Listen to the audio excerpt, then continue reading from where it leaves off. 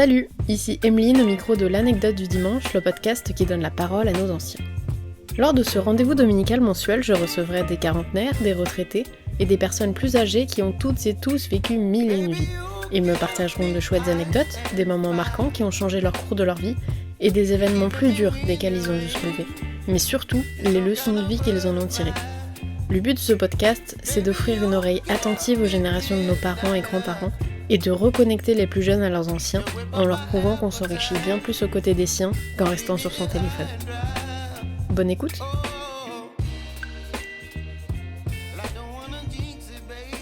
Bonjour à tous et bienvenue dans ce nouvel épisode de l'anecdote du dimanche. Je reçois aujourd'hui Cécile pour un épisode hors série consacré à l'endométriose.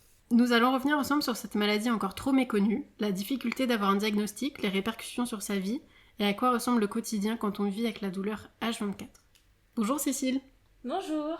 Merci d'avoir accepté de venir nous raconter ton parcours sur le podcast. Comment vas-tu ? Ça va. Aujourd'hui ça va, merci. Bon, tant mieux alors. Est-ce que tu peux te présenter à nos auditeurs de la façon dont tu le souhaites ?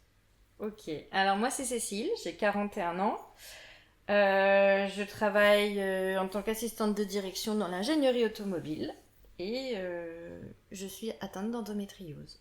Est-ce que tu peux nous présenter en quelques mots ce qu'est l'endométriose et pourquoi cette maladie est encore si méconnue alors que 10% des femmes en sont atteintes en France ? Tu veux la version officielle ou tu veux la version pas glam ? La version que tu préfères. Ok, la version qu'on n'entend pas assez. On est d'accord, donc tu veux la vraie version. L'endométriose, en fait, c'est une affection qui attaque la femme, qui attaque plus précisément l'appareil reproducteur de la femme, donc tout ce qui est utérus. Et c'est une maladie qui... je sais pas comment l'expliquer exactement, mais ça te rend malade par épisode. Mais ce sont des épisodes qui se produisent vraiment à des moments où tu t'y attends le moins et du coup c'est une maladie qui est carrément ingérable. D'accord. Parce que dans la presse et les médias, on dit que c'est en rapport avec le cycle des règles. Du coup, on sait, quand on s'y intéresse pas trop, on sait que c'est un rapport avec les règles et du coup on imagine que c'est juste des douleurs de règles plus fortes que la moyenne. Mais en fait, pour certaines femmes, c'est une douleur vraiment tout au long du cycle. C'est en ça où je te demandais si tu voulais la version officielle ou si tu voulais la version de quelqu'un qui est malade et qui rentre pas dans les cases en fait. En ce qui me concerne, l'endométriose c'est H24.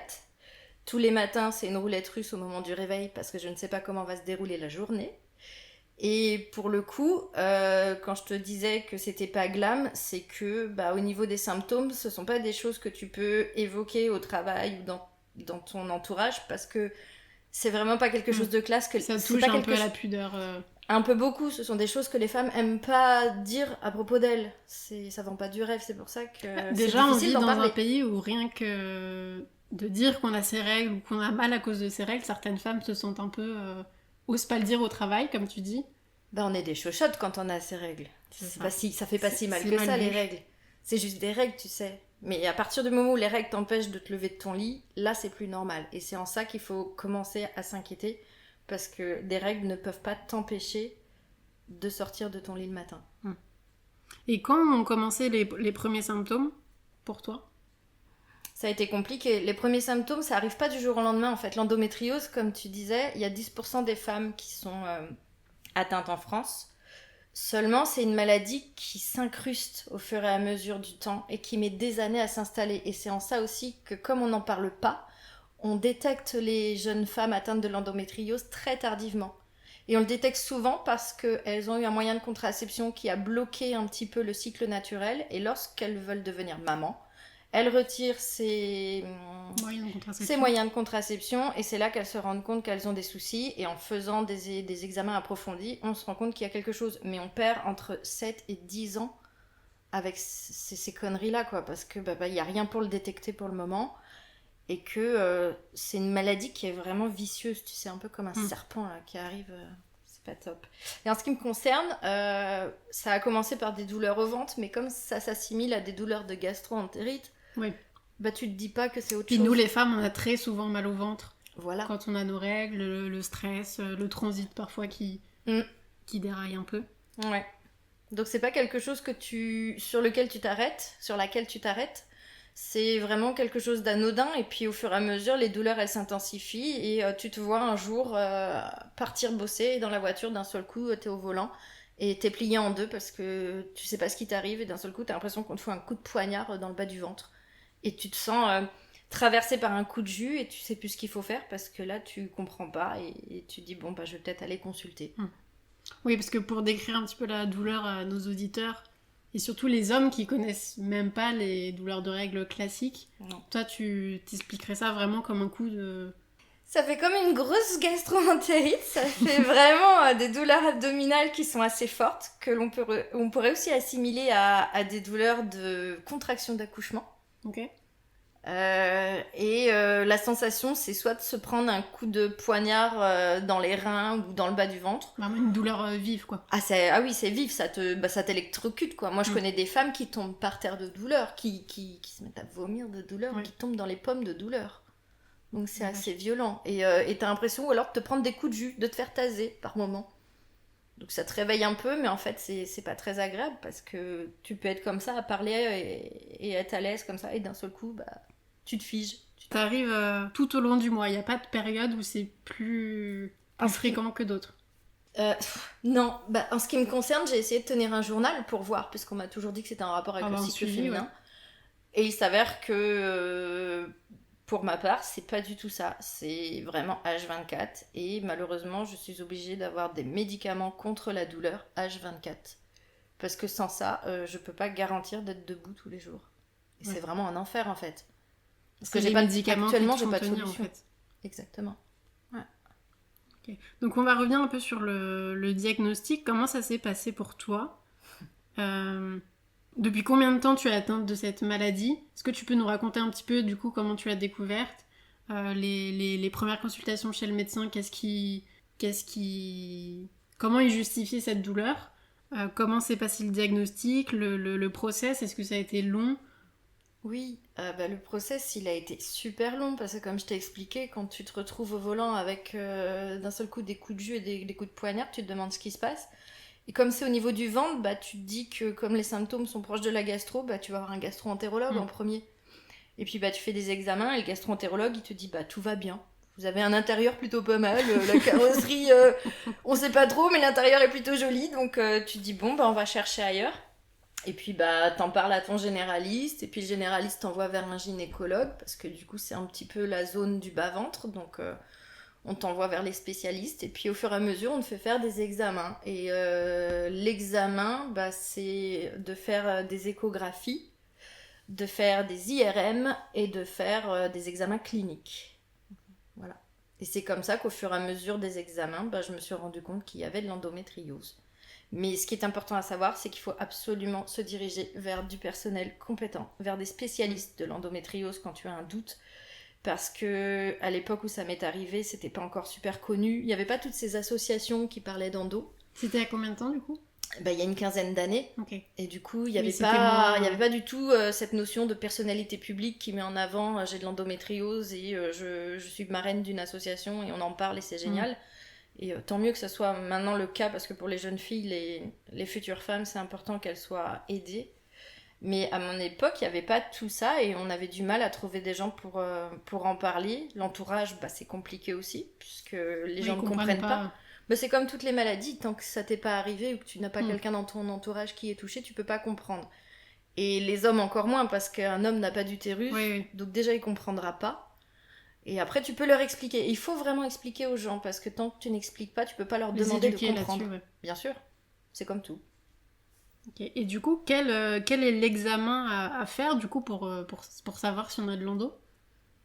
C'est une écho, un IRM, comme tu disais, c'est... Comment on le voit en fait ?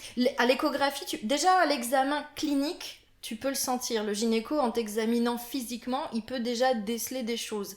Et après, il s'appuie sur l'imagerie médicale pour pouvoir localiser et confirmer son diagnostic. Donc c'est vraiment l'imagerie qui va confirmer. Et malheureusement, après, c'est ce qu'on appelle des opérations sous célioscopie qui permettent aux chirurgiens d'aller voir la zone envahie et voir à quel point c'est touché. Mais même en opérant, ils peuvent pas te garantir de tout enlever, puisqu'ils découvrent au fur et à mesure en ouvrant. Oui, puis ça peut s'installer au-delà de L'utérus. l'appareil Bien sûr. reproductif. En ce qui me concerne, j'en ai en dehors de l'utérus, j'en ai dans ce qu'on appelle le cul-de-sac de Douglas, c'est ce qui est à l'arrière de l'utérus entre le sacrum et le rectum. Et on a ce qu'on appelle, nous les femmes, les utérosacrés. Ce sont des ligaments qui relient ton utérus à ton sacrum. Et du coup, quand tu as de l'endométriose sur ces ligaments, le principe de l'endométriose, c'est de l'endomètre qui ne s'est pas transformé comment dire, je sais plus le terme. C'est de l'endomètre en fait qui finit en règle. Et comme il se transforme en règle, il va aller se mettre un peu partout, mais le propre de l'endomètre, c'est qu'il se contracte. Parce que pour avoir les règles, en fait, c'est ton endomètre qui se contracte et qui finit en règle pour s'évacuer, vu qu'il n'y a pas eu de fécondation. Et quand tu as de l'endométriose, cet endomètre, il va se mettre un petit peu partout et il s'accroche sur tes organes ou sur tes ligaments. Oui, il se propage sur tous les organes aux alentours, quoi, on va dire. Ouais, et après il se contracte, et du coup quand t'as quelque chose qui se contracte sur tes organes, ça embarque tout à l'intérieur. Donc t'as l'impression d'avoir, je sais pas, quelqu'un qui fait du trampoline dans ton intérieur. C'est ça qui provoque les douleurs aussi, c'est le fait d'avoir quelque les chose d'anormal sur les organes, et du coup les organes réagissent d'une certaine manière. Ouais. Et pour avoir vraiment l'image, quand moi j'ai eu mes opérations, le chirurgien m'a expliqué que l'endométriose c'est comme... tu vois les emballages de viande que tu as en libre service, tu as un film dessus sur la viande et tu as souvent des étiquettes collées. Et il y a une chance sur 2 quand tu enlèves l'étiquette que le film s'arrache. Oui. Et l'endométriose c'est la même chose, ça se met sur tes organes et le problème c'est que quand tu essaies de l'enlever tu peux abîmer les organes aussi. Donc tu vois, c'est vraiment incrusté. C'est invasif, c'est très invasif. D'accord. Donc là du coup le diagnostic tombe. Tu es atteinte d'endométriose. Comment tu vis l'annonce à ce moment-là, sachant qu'on le rappelle, c'était il y a 15 ans, donc on n'avait pas encore toutes les personnalités qui en parlaient et qui nous sensibilisaient à ce sujet. Est-ce que toi, tu connaissais déjà la maladie ? Comment tu vis un peu ce diagnostic ?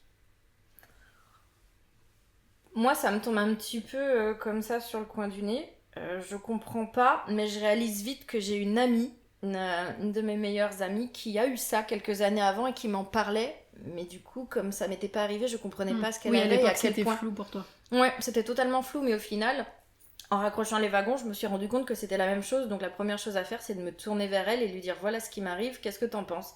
Et elle m'a expliqué ce que elle avait traversé, et effectivement c'est là où tu réalises que ça va être compliqué et que ce qui te tombe sur la tête ça va pas être simple et qu'il va falloir que tu te battes. Après, c'est que le début, donc tu te dis que tu vas te soigner, que ça va aller, que les gens vont te comprendre et que tu te rends pas compte au début à quel point c'est compliqué. Tu sais pas trop dans quoi tu t'es embarqué. Non, t'écoutes ce que les médecins te disent et tu fais ce qu'ils te disent, donc ils programment des examens et puis après tu suis le mouvement. Et est-ce que ça a influé ton quotidien directement ? Ou c'est vraiment... Parce qu'aujourd'hui, ton quotidien est totalement dirigé par la maladie. Et est-ce que c'était déjà le cas avant, ou est-ce que ça s'est vraiment installé au fur et à mesure des années ? Ça s'installe au fur et à mesure, parce que comme c'est une maladie qui s'installe au fur et à mesure, elle progresse avec les cycles en fait. Donc à chaque cycle, elle grossit en quelque sorte. Donc elle devient plus puissante. Et toi, forcément, t'es obligé de t'adapter. Les années passent et t'es obligé de t'adapter pour la combattre.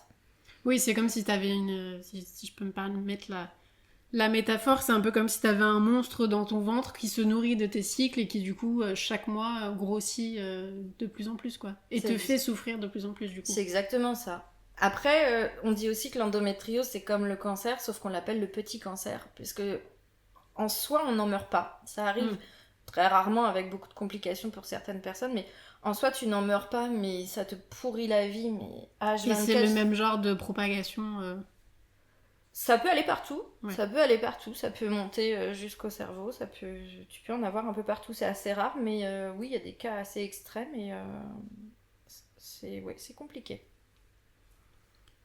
Du coup, pour toi, comment la maladie a évolué en 15 ans ?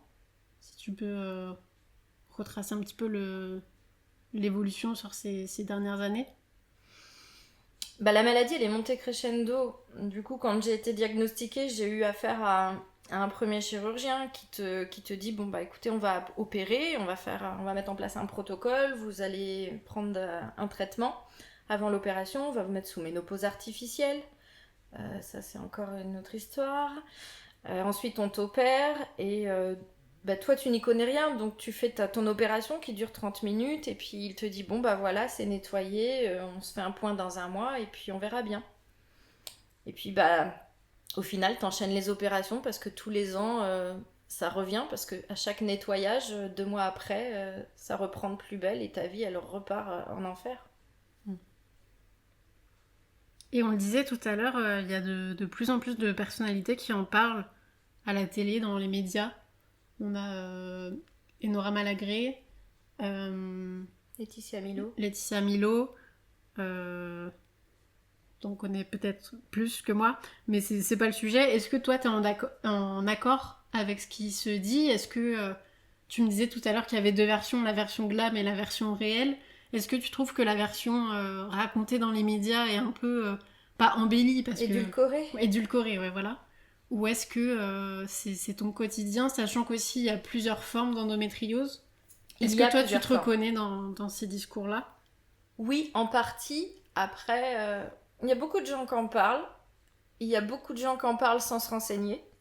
Mm-hmm. Et comme je te disais, c'est propre à chacune, donc on aura toujours une version différente. Moi, j'ai travaillé avec une jeune femme qui avait aussi de l'endométriose, sauf que elle arrivait à être là tous les matins.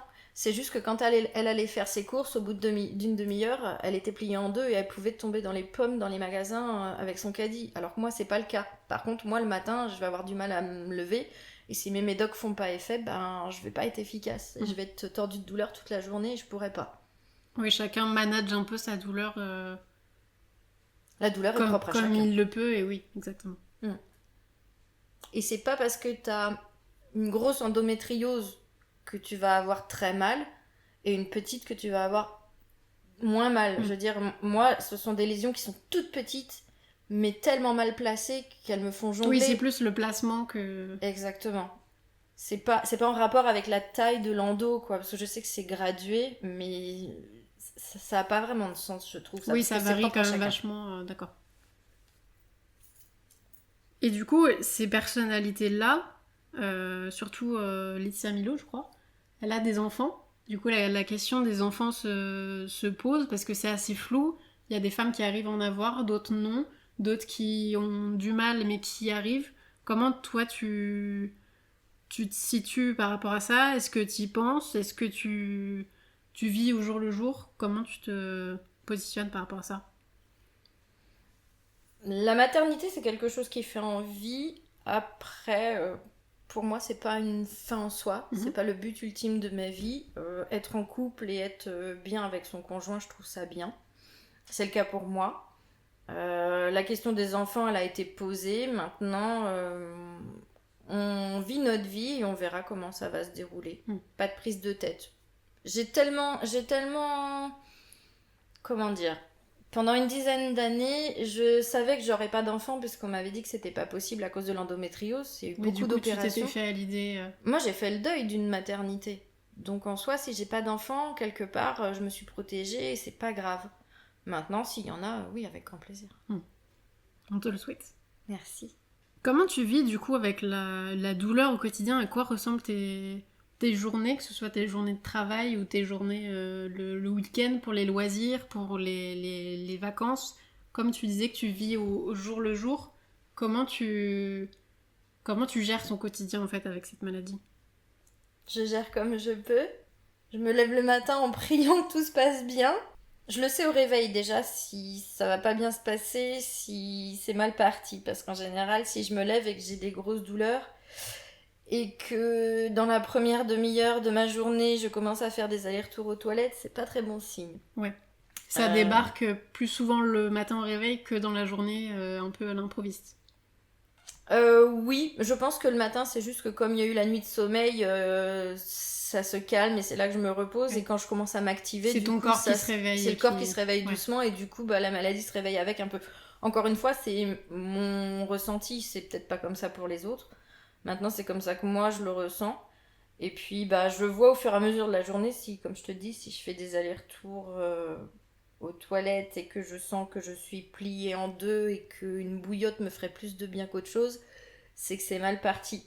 Après, en ce qui concerne l'organisation, au fur et à mesure des années, j'ai été obligée de ne plus accepter certains rendez-vous s'ils étaient situés dans la période de mes règles, parce que bien sûr, moi, c'est H24, mais en période de règles, c'est puissance 10 000. Oui. Donc, je sais par exemple que une semaine avant mes règles, je ne vais pas prévoir grand-chose. La semaine de mes règles, j'oublie. Et je sais que la semaine juste après, c'est potentiellement la semaine où je suis un petit peu tranquille. Donc, mon planning s'organise un petit peu autour de ça. Et en ce qui concerne le travail, eh bien, j'ai un patron qui disait que je faisais des disparitions. C'est-à-dire que je peux être là une journée et je suis plutôt joviale et assez active. Et je peux disparaître du radar le lendemain et revenir le surlendemain comme si de rien n'était. Donc, quand tu connais pas, tu te dis que c'est une tire au flanc. Ouais. Et quand tu me connais, tu sais que j'ai passé la journée au fond de mon lit avec une bouillotte, ou même que j'ai pas eu le temps de prendre la bouillotte et que j'ai attendu pendant des heures que la douleur passe avant d'attraper des médocs sur ma table de chevet. Et lui, il le vit comment? Est-ce que c'est handicapant ou est-ce qu'il a fini par comprendre et... Mon patron? Ouais. J'ai eu beaucoup de patrons qui n'ont pas compris, qui te disent... En fait, j'ai beaucoup de gens dans mon entourage que je préviens en amont quand je les côtoie. Et ils me disent, oui, on va s'arranger. T'inquiète pas, on va gérer. Les jours où t'es pas là, on s'organise et tout. En sachant que je suis quelqu'un de très organisé, du coup, dans le travail, encore plus qu'avant. Puisque j'anticipe tout et mon travail, il est fait et il peut être repris en mon absence. Ouais. Donc ça, c'est une organisation aussi. Mais lorsque les gens se trouvent confrontés à la réalité, ils me disent « Ah oui, quand même, je m'attendais pas à ça. Ouais. » Même mon conjoint, quand je l'ai prévenu dès le début, maintenant ça fait quelques années, et quand on en reparle, il me dit « Effectivement, tu m'as prévenu, mais je m'attendais pas à autant. Ouais. » Parce que ça peut être 2-3 jours par semaine. Ouais. Où ça va très mal. Le reste, ça va à peu près, mais je gère. Oui, c'est hyper handicapant pour toi comme pour tes proches. C'est une maladie invalidante. Hein. Ouais. J'ai un statut de travailleur handicapé à cause de cette maladie. D'accord. Mais qui me sert à rien du tout, puisque c'est pas une adaptation de mon poste. Il faudrait juste qu'on me laisse disparaître et réapparaître sans que ce soit compliqué et que ça n'ait pas d'impact sur la vie professionnelle de mes collègues. Et ça, c'est pas possible. Oui, parce que même si tu étais en télétravail, en fait, les douleurs sont tellement vives que ça te permet pas de travailler. Et donc, ça me permet de travailler, mais pas aux horaires de bureau. Ce qui fait que quand effectivement mon patron a été OK pour du télétravail, suite au Covid, ça m'a quand même pas mal desservi. Enfin, plutôt servi, non ? Ça m'a plutôt servi puisque, comme j'étais chez moi, le télétravail me permettait de pouvoir courir aux toilettes et de revenir bosser et de faire des allers-retours. Alors que quand tu es au travail... Quand t'es sur le chemin et que t'as 1 heure de route et que malheureusement il t'arrive un épisode, tu peux difficilement te volatiliser. Que quand tu es chez toi, t'as un certain confort et du coup tu peux adapter ta charge de travail comme un indépendant. Oui, puis tu peux te permettre, si les douleurs sont trop vives, d'aller faire une petite sieste, de te poser, de reprendre plus tard. C'est pas une sieste. Chose qui est pas possible. C'est pas des siestes. Hein. Je me repose pas. J'attends que ça passe. Oui. Je voulais dire du repos. J'ai compris. Mais le repos, il se fait une fois que la crise allait passer. J'imagine que tu dors pas comme un bébé quand ça arrive. Non, pas trop. Qu'est-ce que tu penses du diagnostic aujourd'hui par rapport à il y a 15 ans ? Est-ce que tu penses qu'il pourrait être amélioré ? Est-ce que on entend dire qu'il y a des causes particulières qui peuvent engendrer l'endométriose, qu'il y a des choses à faire pour l'éviter ?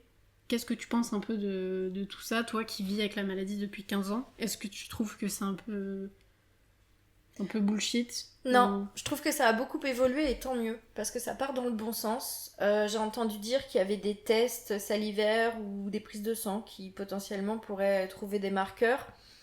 De mon côté, je crois qu'il n'y a pas encore... je suis pas renseignée à fond parce que j'ai un peu lâché le truc. Je trouve que ça me concerne moins maintenant, parce que je suis avancée dans l'âge, donc je me sens moins concernée par la maladie. Je vis avec au quotidien, mais je cherche plus trop à savoir le pourquoi du comment.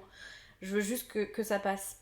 Mais en ce qui concerne les jeunes filles, je crois qu'il y a des recherches qui ont été faites, et justement grâce à la médiatisation, grâce à ces personnalités publiques, qui ont fait que les choses sont entendues. C'est remonté au ministère de la Santé, il y a des fonds qui ont été débloqués. Donc je sais qu'il y a des recherches, je sais que c'est encore que le début.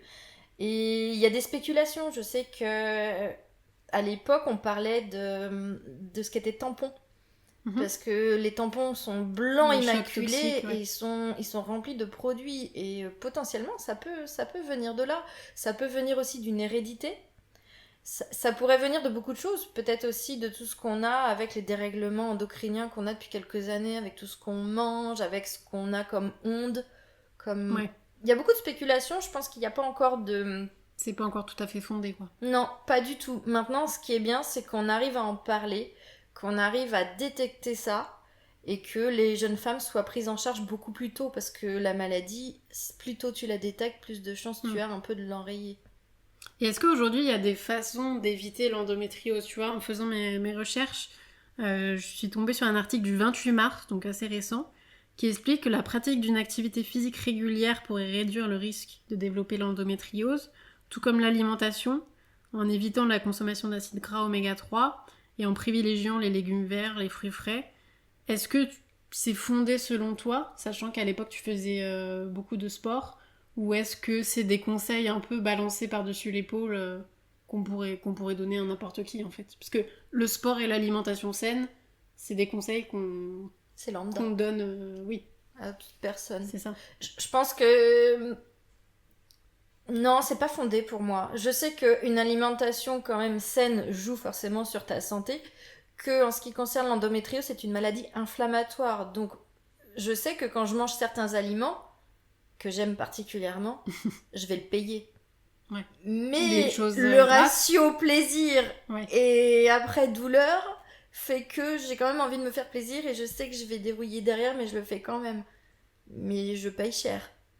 Donc, c'est peut-être mon côté maso, mais je veux pas m'empêcher de tout. Après, j'ai pas complètement remis en cause mon alimentation. J'ai connu des personnes qui avaient totalement changé leur alimentation.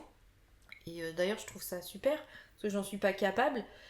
Mais je sais que ça a aussi amélioré leur quotidien nettement. Et que le sport améliore aussi le quotidien. Maintenant, le sport, pour pouvoir en faire, faut être déjà en forme. C'est ce que j'allais dire, oui. Faire du sport C'est avec, facile avec des de dire crampes faut au faire du ventre. sport. Ouais.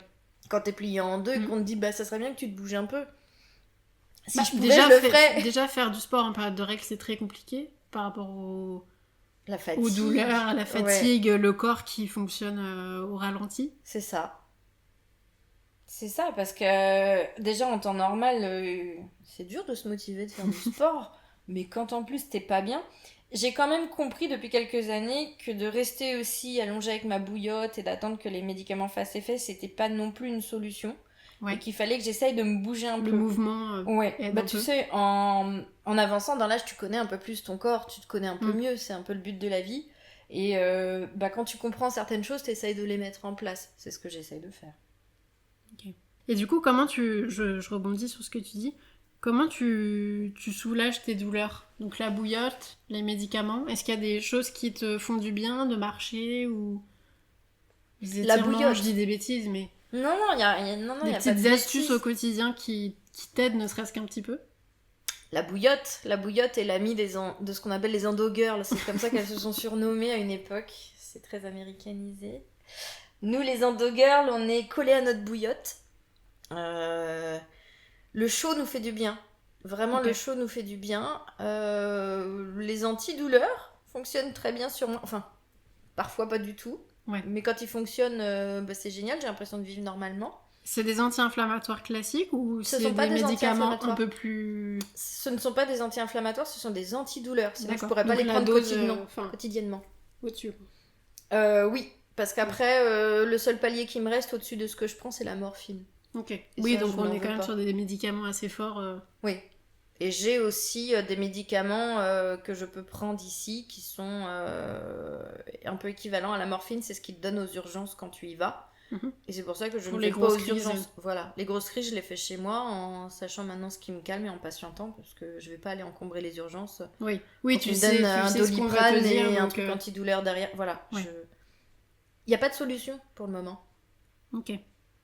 C'est ce que j'allais te demander, ouais, s'il y avait une solution pour que les douleurs s'arrêtent un jour. Si, potentiellement, mais ça marche pas à tous les coups. Je sais que quand j'ai eu mes premières opérations, j'ai été opérée 5 fois. Les 2 premières opérations, je les ai faites avec un chirurgien qui, pour moi, c'était pas un chirurgien, c'était un boucher, qui m'a opéré 2 fois 30 minutes. Et qui m'a dit à chaque opération, trouvez-vous un mec, allez sur Mythique, trouvez-vous un mec et faites un gosse. Parce qu'il y a une légende urbaine qui dit que quand tu tombes enceinte, t'as plus d'endo. Pourtant, les femmes qui témoignent dans la presse ont des enfants et sont encore atteintes... Oui, mais parce que quand tu tombes enceinte, l'appareil reproducteur, il est mis au repos. Donc il n'y a plus les règles. Oui, ça m'impose les douleurs en fait. Voilà, mais du coup, après, ça peut revenir. Mais c'est vrai que plus tu mets l'endométriose en repos, plus il y a de chances qu'elle s'épuise en fait, qu'elle s'amenuise. Maintenant, c'est pas le cas pour tout le monde, vu que moi, derrière, j'ai eu 3 autres opérations, et des grosses opérations, puisqu'elles duraient entre 4h30 et 5h à chaque fois. À tout couper à l'intérieur, en fait, mais même, il te coupe la vessie, il te coupe des choses et il te les recoue derrière. C'est vraiment de la... Pour pouvoir passer au fond, en fait, parce qu'il t'opère en ce qu'on appelle célioscopie, c'est-à-dire qu'on ne t'ouvre pas. On te fait seulement des petits points à des endroits sur le ventre où tu fais passer des ustensiles, une caméra et de l'air. On te fait gonfler le ventre pour pouvoir voir tous les organes comme il faut à la caméra. Et après, avec des bras télescopiques, en fait, il opère à l'intérieur.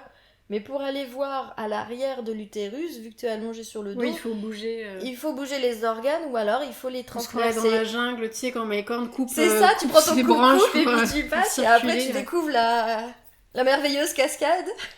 Mais c'est pas ça, tu découvres pas la cascade. Du coup, la post-op doit être sacrément douloureuse si tu marches comme une le petite bazar mamie. comme ça là-dedans. Bah, c'est une opération, donc à partir du moment où tu as été ouvert et recousu à l'intérieur, bah, t'as un temps où le corps a besoin de repos et de se remettre. Donc en général, c'est entre 15 jours et un mois c'est pas de post-op. Non, ce sont pas des petites interventions en général. Et puis après, avec beaucoup de chance, eh bien, ça s'arrête et puis tu reprends une vie normale. Ou alors, au bout de 2 mois, tes règles reviennent, pour ma part, et ça recommence. Et donc, bah, tous les ans, tu fais des opérations jusqu'au moment où ton chirurgien te dit, écoute, c'est plus possible, je peux pas t'opérer tous les ans. En plus, c'est risqué à chaque fois les opérations. T'es quand même, pendant 5 heures, t'es quand même branché sur le respirateur et tout. Donc, on te dit, bah, soit il faut essayer de faire un enfant, ce qui pourrait t'aider, mais c'est pas le but à ce moment-là. Et puis, tu ne fais pas un enfant pour te soigner. Motivation première, tout à fait. On est d'accord, tu fais pas un enfant pour ces raisons-là, normalement. Et puis sinon, la solution radicale que j'ai évoquée plusieurs fois à la fin et qu'on m'a toujours refusée parce que je n'étais pas en âge pour eux de le faire, c'était de retirer l'utérus. Potentiellement, si tu retires l'utérus, tu n'as plus de cycle. Tu retires tout, hein, l'utérus, les ovaires, tout. Oui, tu n'as plus de cycle, tu es ménopausée avant l'heure.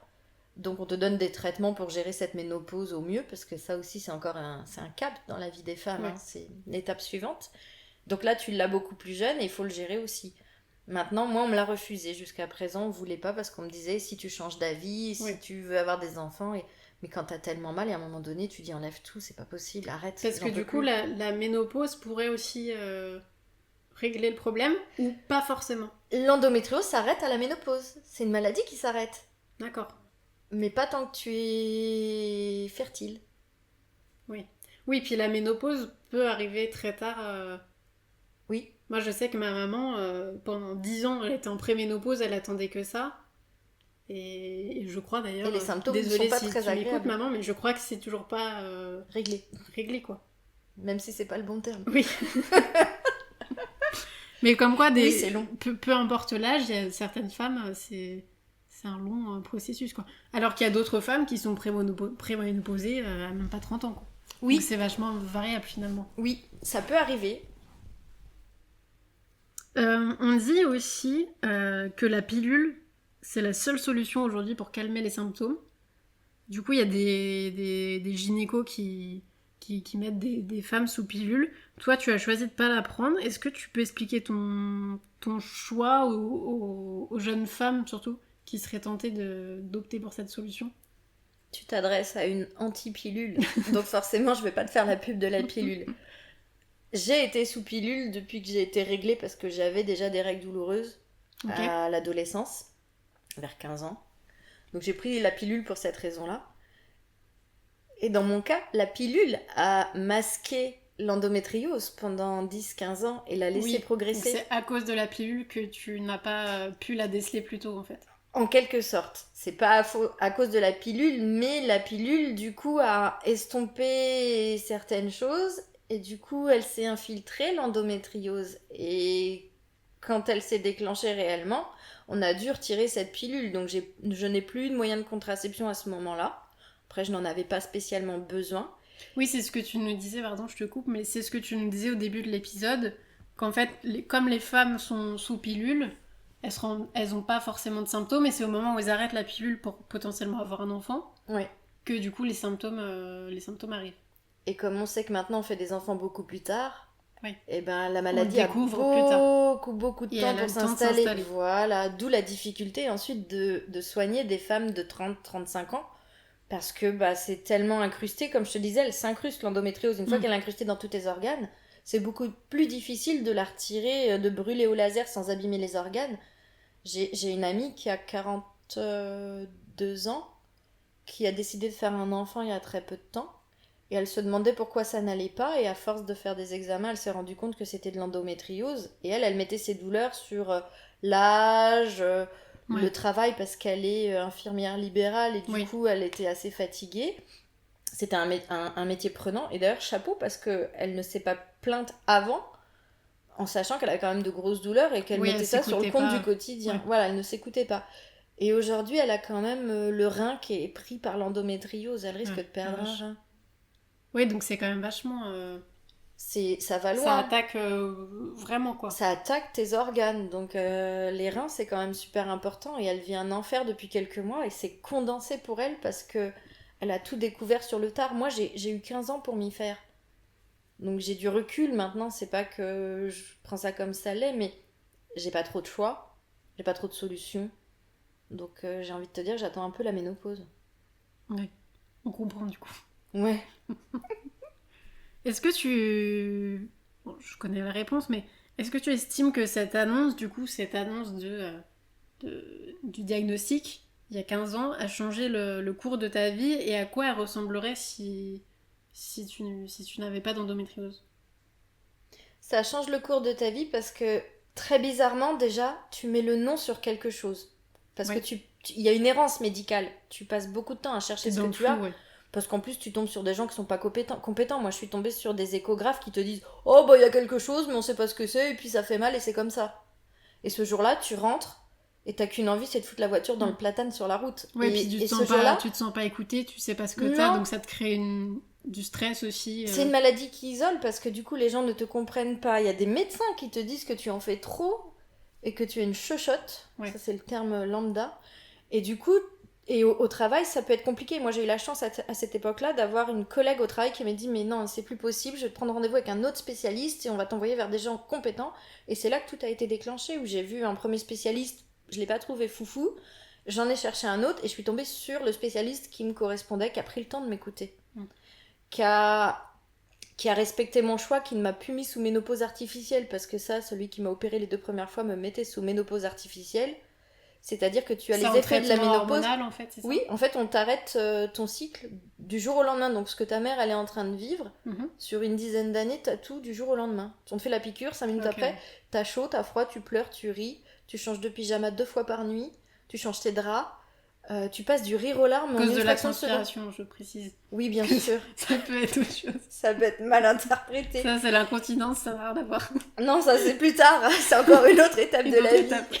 Un autre podcast plus tard. Mais en fait, c'est l'enfer. Et du coup, j'en reviens au fait que une fois que t'as mis un nom sur ce que t'as, bizarrement, déjà, tu te sens mieux. Tu sais, c'est comme l'effet de la blouse blanche où ça te fait peur, mais quand tu sors de chez le médecin, déjà, tu te sens un peu mieux quand t'as ton ordonnance et tes médocs. Le fait de savoir que t'as de l'endo, tu dis, bon, ok, déjà, on sait ce que c'est. L'importance du diagnostic, ouais. Voilà. Et après, tu te dis, bon, maintenant, on va y aller, quoi. On va attaquer et on va essayer de se battre contre cette endométriose, mais t'en apprends au fur et à mesure. Et puis elle évolue, cette endo, avec toi. Donc, c'est devenu un peu ta copine au fur et à mesure des années, et t'essayes de lui dire... Vous amadouez, quoi. Un petit peu, ouais, on se comprend. Parfois, ou parfois non, et... Mais la vie change quand même du tout au tout, parce que au fur et à mesure, tu t'éloignes un peu des gens. Oui, ça isole. Ça isole énormément. Il y a beaucoup de femmes qui deviennent dépressives à cause de ça. Et ça, c'est hyper important de le dire parce que ça isole aussi dans le cadre du travail. Parce que comme tu t'absentes souvent, les gens te prennent en grippe parce qu'ils se disent bon, elle vient pas, qu'est-ce qu'elle fait Oui, et puis Ah ouais, elle a un ses peu, règles, ouais, super, bon bah un super. peu de jalousie à cause de l'incompréhension. C'est On se dit, exactement oui, pourquoi ça. elle a le droit de s'absenter alors que... C'est de la désinformation qui fait que les gens te prennent en grippe. Donc toi, du coup, tu dois gérer le fait que t'es pas là, que tu souffres quand t'es pas là, et quand tu reviens, tu dois te justifier. Donc en fait, tu passes ton temps à te Oui, justifier. puis t'as la culpabilité en plus, puisque tu as mal, mais c'est pas toi qui tire au flanc, comme tu disais tout à l'heure. C'est ça.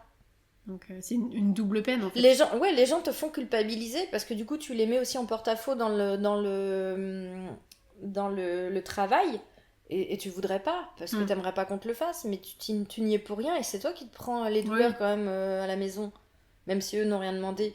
Donc ça, en fait, c'est un tout qui fait que tu deviens quelqu'un de pas fiable. Ouais. Mais pas fiable dans le sens où on peut pas compter sur toi, mais dans le sens où tu peux pas garantir que tu sois là, que tu seras là. Et c'est ça qui a changé aussi dans le quotidien, c'est qu'il y a des gens qui n'ont pas compris que je loupais des rendez-vous, que je ne me présentais plus à des rendez-vous. Et que les gens qui me connaissent bien savent très bien que potentiellement, 1 heure avant le rendez-vous, tu peux recevoir un message. Je crois que tu en as déjà fait les frais. Oui. Et tu sais que je le fais pas exprès, mais quand on me connaît pas, on se dit 1 fois, 2 fois, 3 fois, oui, elle abuse. on arrête de te... Ouais. Mais ça, c'est on pas peut grave, le prendre personnellement et du coup arrêter de oui, mais si tu le prends personnellement et que tu reviens pas, c'est que tu me connais pas et que du coup on n'a rien à faire ensemble. Donc ça, c'est pas grave, ça fait un tri sélectif naturel. Filtrer tes amis. Exactement. Mais les gens qui me connaissent bien savent que je peux louper. Ce n'est pas de ton fait, ouais.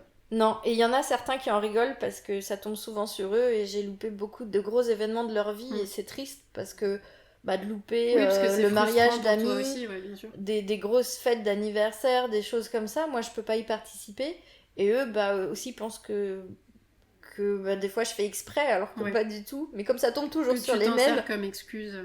Ouais. Ça peut aider parfois, mais c'est pas bien, il faut pas. Ça, c'est le karma après, tu sais. C'est vrai, ça c'est toi et ton karma. Oui. Avec le recul, est-ce que tu considères ça comme une force ou toujours comme une faiblesse ? Une force. Une force de caractère ? Je serais pas la même sans ça. Ouais. Ouais. J'ai déjà du caractère. Maintenant, la maladie fait grandir plus vite, à mon sens. Et je suis convaincue que du coup, tu ne prends pas les choses de la même façon. C'est-à-dire que les choses sont moins importantes. Je les classe par ordre d'importance. Quelqu'un qui me pose un lapin parce que je suis pas venue au dernier moment, c'est pas la fin du monde. Oui, t'arrives à plus relativiser qu'une personne. Bien sûr. Quelqu'un qui a un accident ou qui a vraiment une grosse galère et que ça met en cause d'autres gens, là je me dis bon, c'est beaucoup plus grave. Mais si potentiellement tu viens pas ou que je sais pas, j'ai oui, pas du coup ça a un mais... impact sur tes relations oui, amicales, familiales et amoureuses, tu relativises beaucoup plus et tu vas pas te vexer pour des petites bêtises du quotidien qui chez une personne lambda créerait tout un drama. Tu sais que j'ai une philosophie, c'est que si la Terre va pas s'arrêter de tourner, si elle va pas exploser et que personne va mourir, c'est qu'il y a pas d'urgence. On peut assimiler ça au stoïcisme. Peut-être. Quel conseil tu donnerais du coup aux jeunes filles, jeunes femmes qui viennent d'être diagnostiquées ?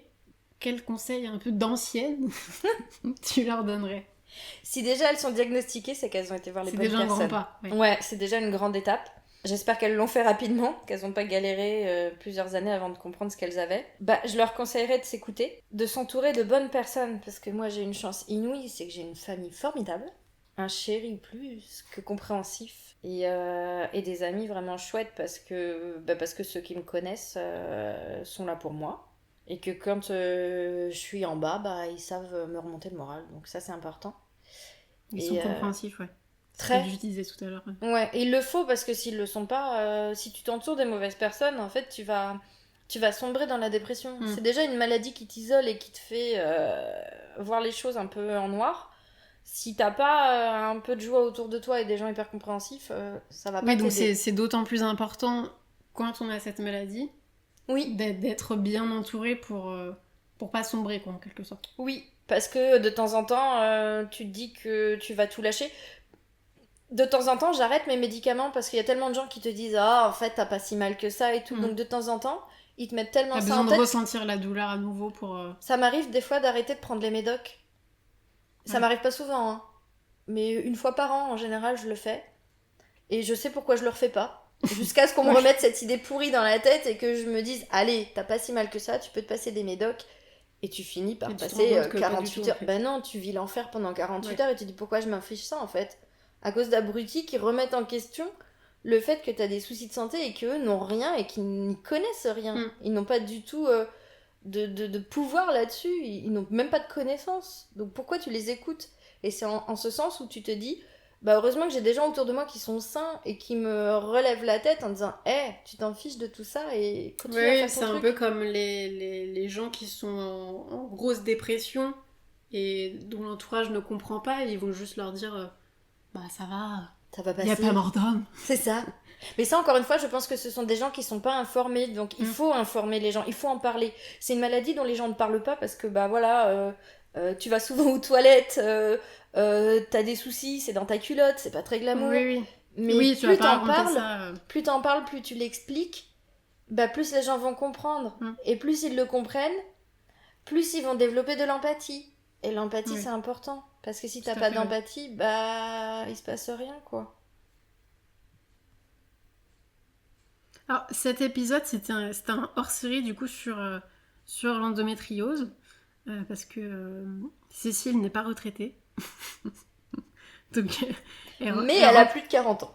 Donc ça. elle coche une case. Donc elle rentre pas tout à fait dans le concept du podcast, mais c'est une personne très inspirante quand même, et j'espère qu'elle vous inspirera par son parcours.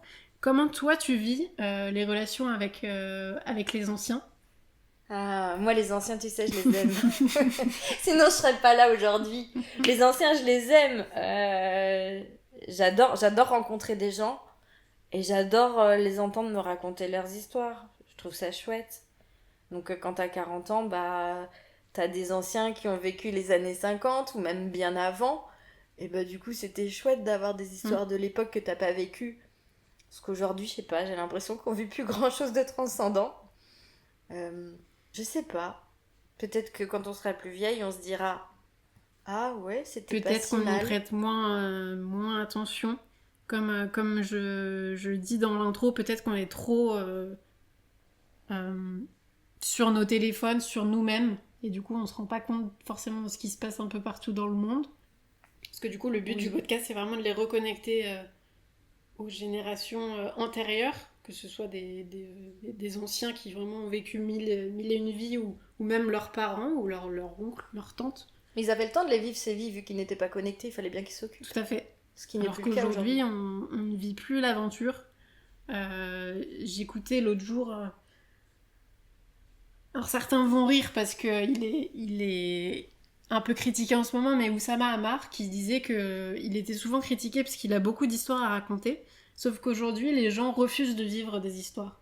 Ils restent chez eux, devant Netflix, sur leur téléphone. Ils ont peur Quand aussi. on leur propose des choses un peu hors du commun ou hors de leur zone de confort, ils veulent pas tellement y aller. Et du coup, en fait, c'est sortir de sa zone de confort qui crée des histoires à raconter plus tard. Et c'est peut-être aussi pour ça que les générations de nos parents et grands-parents vivaient plus de choses et ont autant de choses à raconter. Parce que peut-être qu'ils vivaient dans un climat peut-être moins anxiogène et du coup s'autorisaient à vivre plus de choses. Quand je vois Isabelle que j'ai interviewée dans l'épisode précédent, qui jouait dans les dunes sans se soucier des potentiels risques, alors qu'aujourd'hui, nos enfants ne peuvent plus jouer dans la rue sans qu'on s'inquiète. Tu vois, le monde a quand même changé, et du coup, les histoires qu'on vit aussi. Je pense aussi que ça dépend où tu habites. Est-ce que tu connais une émission qui s'appelle Nu et culotté ?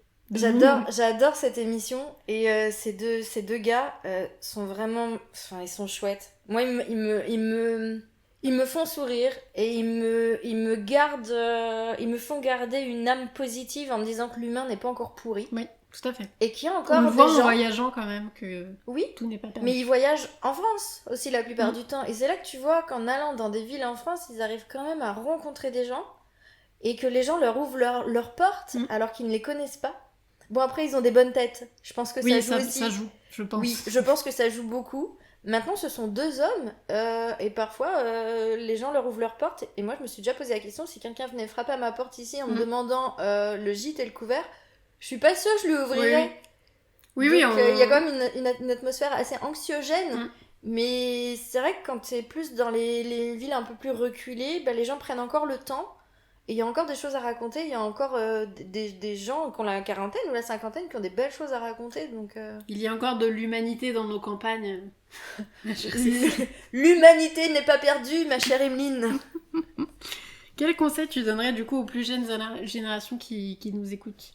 Si tu avais une petite nièce, une petite cousine, ou quel conseil tu lui donnerais?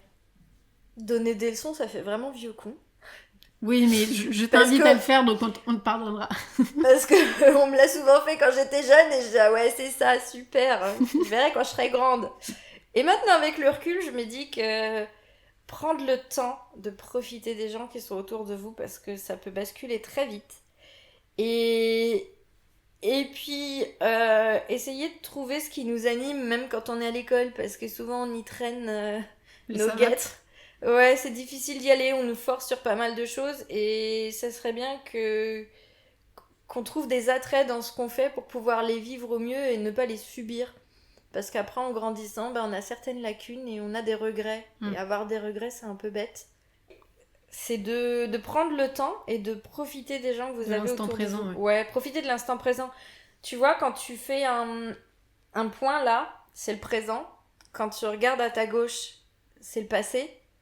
Et quand tu regardes à ta droite, c'est le futur. C'est beau ce que tu dis. Je sais, c'est beau. C'est pas de moi. Ça vient de Nuit culottée, justement. Et du coup, si tu regardes en arrière, tu ne peux plus rien faire. Et si tu regardes en avant, faut juste que tu y ailles. Et l'instant présent, il faut le vivre si tu veux pouvoir aller dans l'avenir. Et c'est là qu'il faut profiter. Ouais, c'est vrai. Ouais. Si tu te reposes sur tes souvenirs, c'est bien les souvenirs, ça va dans des podcasts. Ça fait des belles histoires. Mais si tu veux en avoir d'autres, il faut que tu continues. Vrai. Donc profite de l'instant présent et puis crée ton avenir. C'est ça, en fait, il faut écouter les histoires des anciens mais ne pas s'empêcher de vivre non plus et être dans l'action de sa propre vie et dans le... Et ne pas attendre. Ouais, ne pas attendre et être en mouvement permanent en fait. Oui, mais surtout dans le mouvement permanent, profiter de ce que tu es en train de faire. Là, je prends plaisir à faire un podcast. D'être dans le mouvement permanent. Je suis pas en train de... Mais sans penser à demain. Voilà, je suis pas en train de penser à ce que je vais faire derrière, je profite d'être là et passer un bon moment à le faire. C'est important, oui. Ça, c'est important, ouais. Parce que du coup, c'est vachement humain. Et ça fait du bien. C'est vrai, je suis tout à fait d'accord. Et puis ça rime. Qui aimerais-tu voir derrière ce micro lors du prochain épisode? Je connais pas grand monde. Moi, qui j'aurais voulu voir derrière ce micro, c'est ma grand-mère. Mais oui, les histoires des anciens, comme tu dis, oui, c'est chouette. Mais même des oncles et tantes, j'aime bien quand ils te racontent un petit peu ce qu'ils ont vécu. Il y en a encore dans la famille de mon chéri. Parfois, il a un oncle qui nous raconte sa jeunesse quand il était habillé en blouson en cuir et qui faisait des bêtises. Mais qu'à l'époque, c'était des bêtises. C'était pas des émeutes et c'était pas je sors une arme et ça se règle en 2 secondes. C'était des bêtises d'adolescents. Ouais, c'est ça. Ouais. Ça embêtait les plus vieux, mais ça faisait pas de mal. C'était gentil, quoi. Ouais, c'était mignon. Aujourd'hui, c'est plus trop ça. Ok, peut-être qu'on aura cet oncle prochainement sur le podcast qui nous racontera ses bêtises. Pourquoi pas. Merci beaucoup Cécile d'avoir participé au podcast, de t'être livrée, d'être revenue sur ton parcours. Je sais que c'était pas forcément facile parce que ça touche un peu à l'intime et à la pudeur et tu as réussi l'exercice, donc merci pour ça. J'espère que ça inspirera les femmes qui nous écoutent et que ça sensibilisera aussi les hommes qui nous écoutent et qui du coup ne connaissent pas du tout cette maladie ou pour qui c'est très très flou. J'espère que ton discours sera entendu et qu'à notre humble niveau on fera un peu avancer la vision sur cette maladie qui est encore trop méconnue comme on le disait dans l'intro et qui pourtant touche 10% des femmes. Donc j'espère qu'on pourra mettre notre pierre à l'édifice. Donc je te remercie encore une fois, je vous souhaite à tous un très bon dimanche et on se retrouve très bientôt pour un prochain épisode.